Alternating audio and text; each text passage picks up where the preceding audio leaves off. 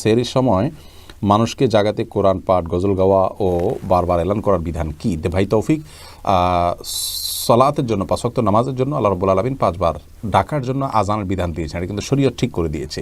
রোজার জন্য আলাদা কোনো ডাকাডাকির ফরম্যাট দেয়নি। এখন যদি আমরা নিজেরা একটা ফরম্যাট তৈরি করে নেই এবং এটাকে আজানের মতোই আপনার একটা নিয়ম বানিয়ে নেই, তাহলে সেটি কিন্তু বেদাতে পর্যবেসিত হতে পারে। যদিও আমাদের সমাজে, সাহারির সময় যারা ডাকাডাকি করে তারা এটাকে আজানের মতো কোরআন হাদিস কর্তৃক নির্দিষ্ট মনে করেন না, কিন্তু যদি মনে করেন তাহলে সেটা কিন্তু বেদাত হিসাবে গণ্য হবে।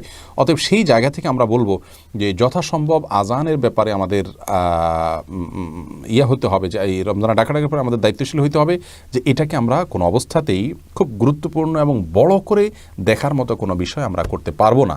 জাস্ট কাউকে ডেকে দেওয়ার জায়গা থেকে ডেকে দিতে পারি, কোনো অসুবিধা নেই। কিন্তু আজকের যুগে সবার কাছে অ্যালার্মিং সিস্টেম আছে, এরপরেও মাইকে দীর্ঘ সময় পর্যন্ত তেলাওয়াত বাজায় রাখা ইত্যাদি চালু করে রাখা, এগুলো মানুষের ইবাদতবন্দির জন্য ক্ষতিকর, ঘুমন্ত মানুষের জন্য ক্ষতিকর।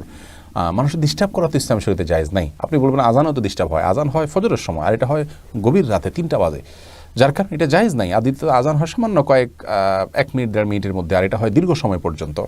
অতএব এভাবে মানুষের ক্ষতি হতে পারে, তাহলে সেক্ষেত্রে এটা অনুচিত হবে।